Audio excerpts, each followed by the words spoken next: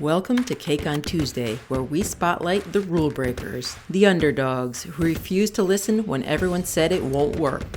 I'm Elizabeth Bieniek, and for the next 20 minutes, we're diving into another disruptive innovation story that proves sometimes the craziest ideas change everything. Today's guest is Fred Schonenberg, founder of Venture Fuel, an innovation advisory that's helped companies from Comcast to the state of California break through the innovation barrier. A speaker and podcast host, also an investor, always quick with a smile anytime I ping him for advice or ask him really random questions. Fred Schonenberg, one of my favorite people in innovation space. Welcome to the show. I am honored to be here. I wish we had done it on a Tuesday so we could have cake, but we can. That's okay. All the episodes air on a Tuesday, so we'll just pretend. Okay, good. All right. So I want to start off with this idea that you have a foot in two worlds.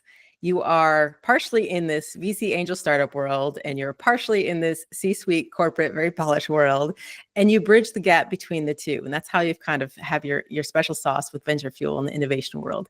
Can you talk to us a little bit about the impetus behind Venture Fuel and what gets you passionate, excited about bridging these two worlds?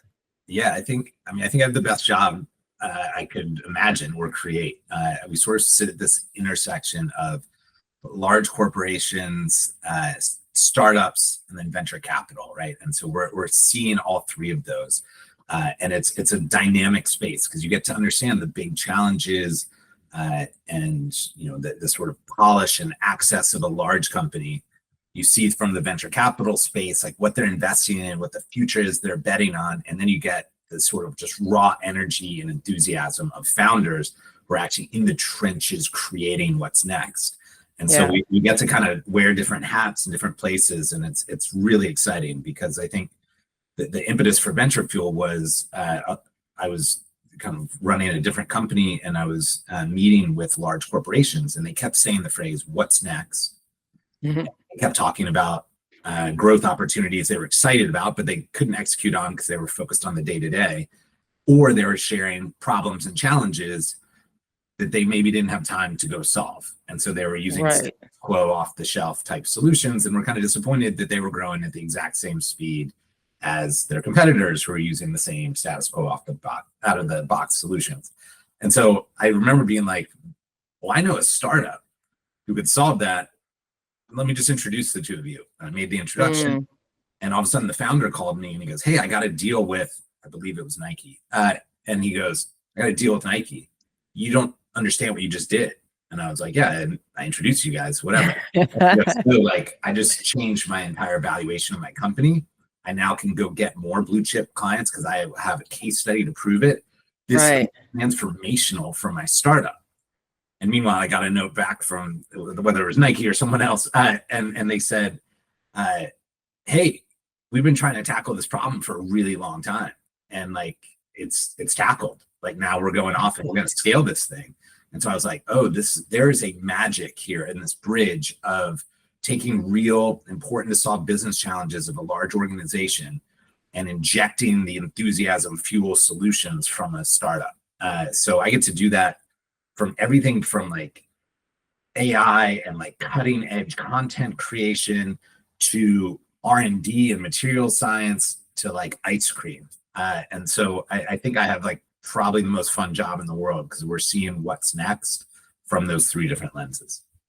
That's so cool. And you're all over the place. You represent different industries, different size companies. So from your perspective, what is an ideal client for you or an ideal situation for you to walk into?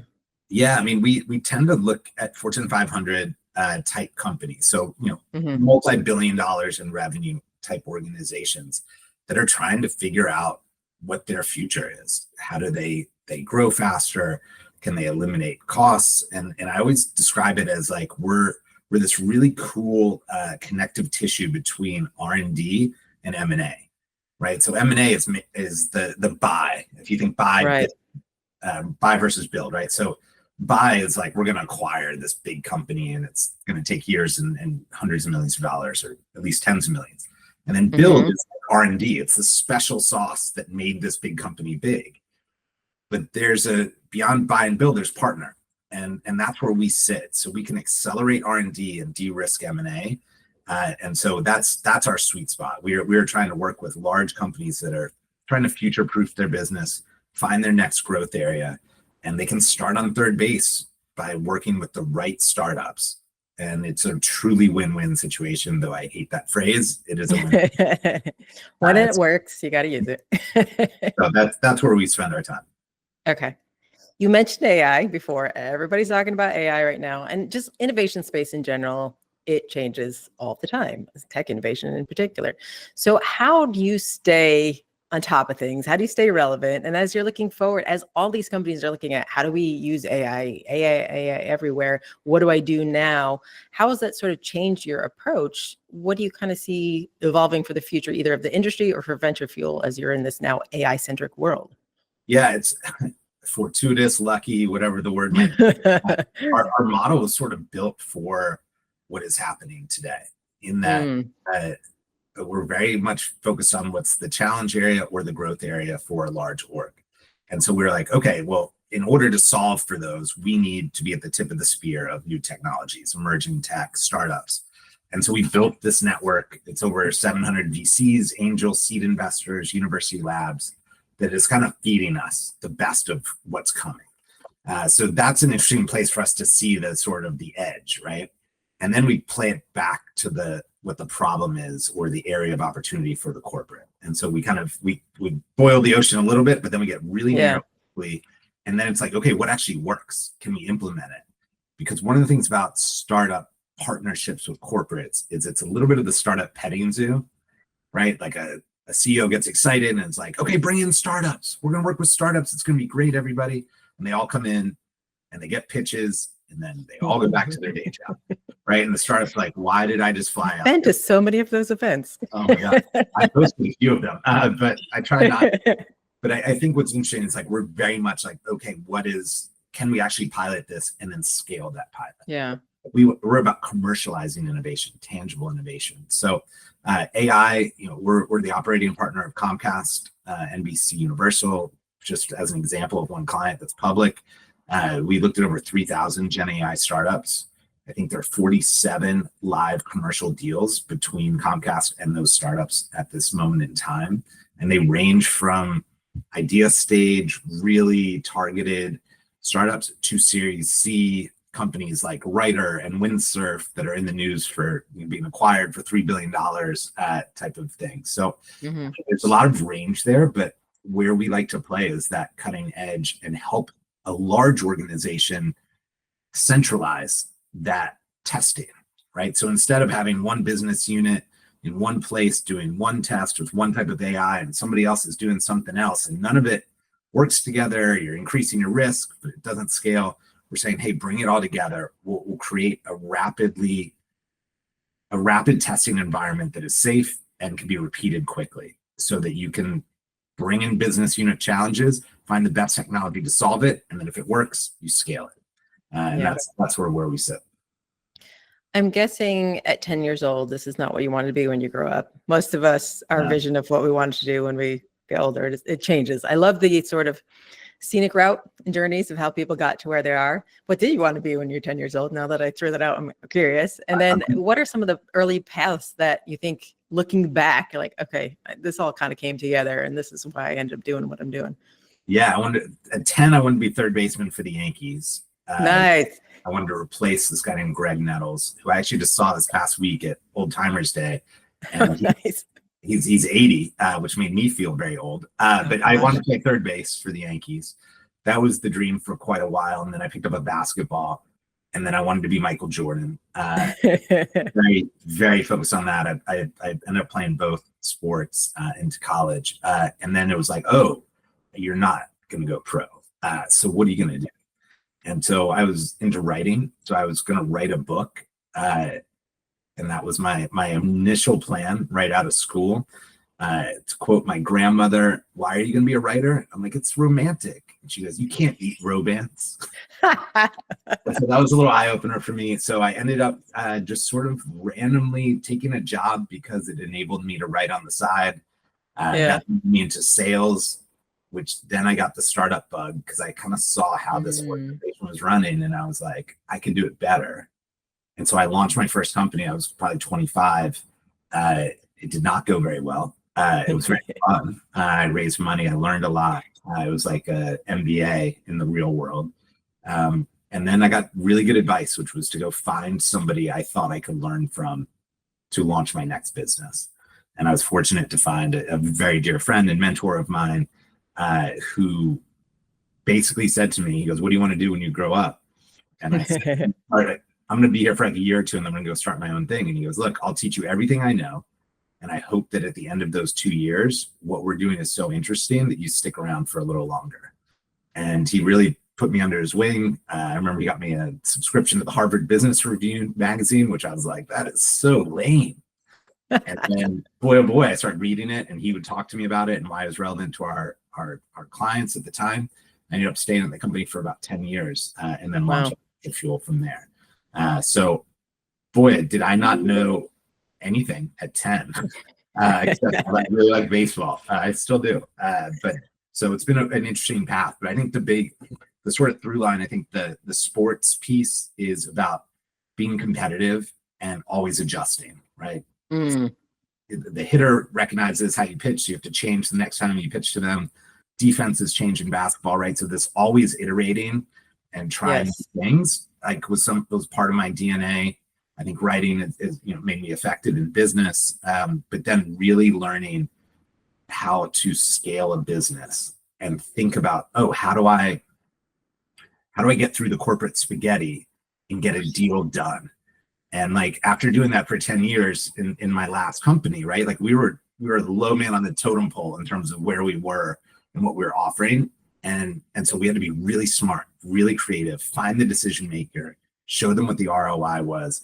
And that sort of like scrappy biz dev thing was really fun. And also then made me go, oh, well, this is how you do it when I would meet a startup founder. Oh yeah. You got to rethink this. What's the problem you're solving? Let's go there. So I think looking back, that's the sort of story I would paint. Corporate spaghetti is such a good way to frame that. Yeah. Oh, I think we've all run into some corporate spaghetti at some point. Oh yeah.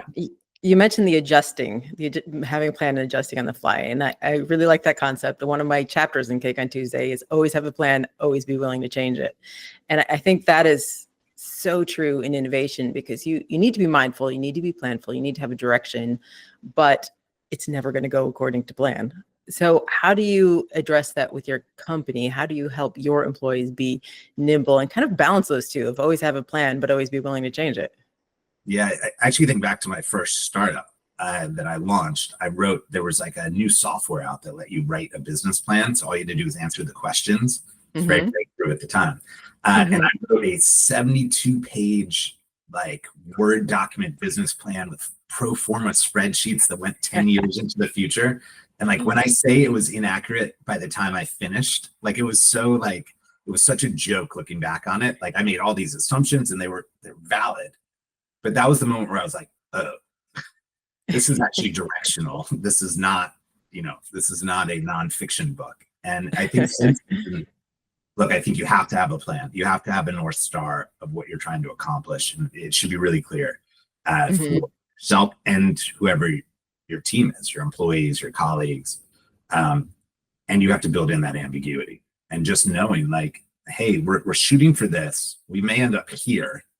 And we're going to prepare to hit here, right? And so it would be great if we do this, awesome. But it's going to be in the middle somewhere, and you want to protect yourself from the real downside, but also open yourself up to what the upside is. So it's actually easier for our company to do it than it is when we're talking to our clients who are huge multi-billion-dollar companies.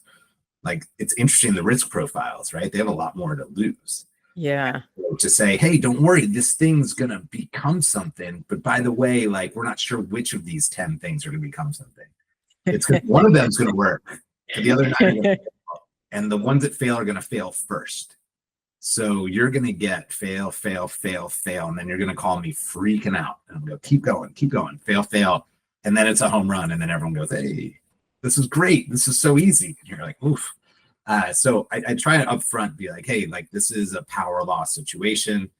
We're going to going to work really fast. We're going to try and minimize risk, maximize upside. But the truth is, we kind of have to get in there and do the thing and try some stuff and see what resonates with consumers and customers. And then when you get the winner, you pour the gas on and you go. Pulling on that thread, how do you know when you're onboarding a client of this is going to work or this is not? If you get that sort of resistance to that, or what kind of response is a red flag of like, oh, okay, maybe this isn't the right engagement for us because they don't seem open to that risk that they have to take? I think we have a very high threshold for pain at Venture. And I mean that very respectfully too, is that the team that I've hired has worked at large organizations in innovation. That is the thread for most of our staff. And why that's relevant is they know that you're pushing a boulder up the hill to do new and different things. And it's going to roll down and squish you a few times. And you just keep going and you keep finding a way and you move and you find a different champion within the organization. And then they get rotated off and you've got a whole new set of players. And so we spend more time than I would like on thinking about who and how to navigate corporate spaghetti. But it is so important, both for us, but also when we bring in a new technology or a startup, so that they understand where they might land and then how it might get commercialized at scale. And so it's really trying to connect those tissues. But some of the flags, right, are the not invented here syndrome. Oh, we've tried that. We did that 8 years ago. You'll never find anything. I think I've told you the story off the record before of EVP of R&D who told me that when we went to go look for new technologies and startups, we would come across academic papers on the future of this, and they would all be written by him. And that he was the expert that we sought out, and there's no startup he had never seen, and this was a waste of time and money. And it was I actually appreciated the directness. And he was right. He was on a lot of the papers that we looked at and a lot of the patents and all that good stuff. But when we showed him the companies that we had found in startups and new technologies, he also changed his tune. And he said, hey, I hadn't seen these. These are either from adjacent industries or new and exciting. I want to work with all of them. And I was like, well, you only have a budget for this, but it's better than you wanting to kill them entirely. And so we were able to convert him into a champion for us, but we often get not invented here syndrome. It's too hard. The juice isn't worth the squeeze. And so, at this point, we've been around for 10 years. So I have a couple good examples of the juice being worth the squeeze. What the upside is, but it's definitely something that we look out for. All right. That's a good lead into of, I know you have good stories. Any good stories of one of the more surprising experiences or turnaround situations or something that, like, we're always surprised in innovation because you never know what your client or customer is going to come up with too. What's something that comes to mind right away of just like, wow, that went a totally different direction? Yeah, I think one of the things that we believe is like a moat for us and a little bit of our special sauce is this idea of creative adjacency. So a client in the cake industry says, I want to see startups in cake, right? You'd expect us to go searching deep into the world of bakery and culinary arts, whatever it might be, right? But we actually go looking in other places on threads, like what other ingredients are there? What design things? What's architecture companies doing building the cake? Or like, what are new icings and coatings and adhesives? How is Sherman-Williams thinking about color schemes, right? And so it's super fun for us, right? Like it's the joy of kind of the diverge, converge, and all that good stuff. But so that's where we get a lot of energy, and I think also is really cool because that's the part that most people don't think about. And so we can find a developed technology in a different industry and bring it in. So the example I would use that I think is really fun is we were talking with someone in the built environment. So they were thinking about glue essentially for construction. And we found someone that was passionate about mollusks, right? So just think underwater, like how does this stick to the side of a boat? Like that sort of biomimicry, right? Like the guy was a scuba diver and he was like, how is with this rough water, that thing's just hanging onto the boat? And so he, incredibly brilliant person, studied it, and was like, oh, this actually could create an underwater adhesive. And its initial market was, I think, the Navy, like you got to plug a hole on the bottom of a submarine kind of thing. Yeah. And so my team found that. And then, what we saw was that it was an opportunity to enable gluing and construction in rain, that no longer did they have to wait days to put down whatever they were putting down because of the weather. And so it opened up 30% more productivity for the installers of this company. So that's just an example of the kind of thing, like we'd love to look at wacky, crazy things and see where it goes. I see why you say your job is so fun. That sounds like a ton of fun. All right, let's talk about fun. Let's talk about, this is Cake on Tuesday after all. Let's talk about what you do in your company and in your space. You're working on high stakes, hard work. How do you help ensure that you don't burn out, that your team doesn't burn out? How do you make sure that people are having joy in the journey? Yeah, it's a great question. I would say two things pop to mind right away. We do a call every other Thursday. So maybe we should do it on Tuesdays with Kate, but it's every other week. And we ask everybody in the company to bring one startup that excites them, amuses them, they think is interesting, or they're passionate about in some way. It's very open mode. And then they present it really quick, like a 90-second pitch on why it's interesting and exciting to them. And so when you have, a group of people doing that rapid fire, you have this sort of like creative collision, right? And people are bringing all these wacky ideas, and it's really fun, and we're all laughing about it. My favorite still to this day is something called the potato parcel, which is actually a laser etched. It laser etches your face on a Idaho potato and then sends it as a gift. So many use cases for that. Like the fact that that is a business is like so That's amazing. awesome. Right? It's like when you send snow to people in warmer climates that were missing, like, which I'm sure the environmental impact of that is pretty horrible, right? So not all ideas, but so we kind of bring this together, and what you see in that exercise is what people are passionate about. Where are they looking? What interests them? What's their sense of humor like? And so it really helps connect our team. And we just did our offsite 2 weeks ago in Portland. We always go to a different city for our offsite. So back to fun, like how do we put ourselves in situations that we're not always in frequently?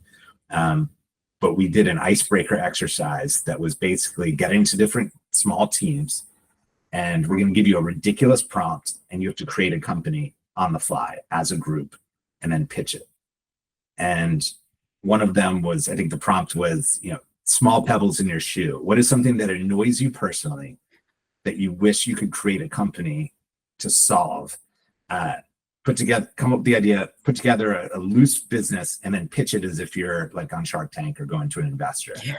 And my team came up with a company, a group of my team called Stub No More. And it was basically airbags for your flip-flops. And the whole idea was it would deploy to protect your toes, but then it would also, through the technology in the flip-flop, would create a map of your local environment, warning you of the places that you may end up stubbing your toe. And then they created a holding company called the No More Company, and it was Thirst No More and Hungry No More, Travel No More. And so they built this whole thing, and they used AI to create prototypes of the flip-flop. Whole thing is just so hilarious, but man, it was so fun. And we're all laughing about it. And that was one of maybe 30 ideas that were come up with in this one session. That then brings us together, shows creativity, and keeps things a little light, even when what we're doing most of the time is higher stakes. I love that. Fred, as always, every time I talk to you, my mouth hurts from smiling too much. Where can people find you if they want to learn more about you, Venture Fuel? Yeah, venturefuel.net is the website. We publish a lot there. LinkedIn, Venture Fuel, we're very active on LinkedIn. That's probably the best place. And you can find me there as well, as if you can figure out how to spell my last name. Fred Schonenberg, everybody. Thank you so much for being with us, Fred. It was my pleasure. Thank you. Thanks for joining another Cake on Tuesday celebration of beautiful disruption. Please share it, review it, and find more innovative stories at podcast.cakeontuesday.com. I'm Elizabeth Bienik. Be bold, stay curious. Now go have some cake.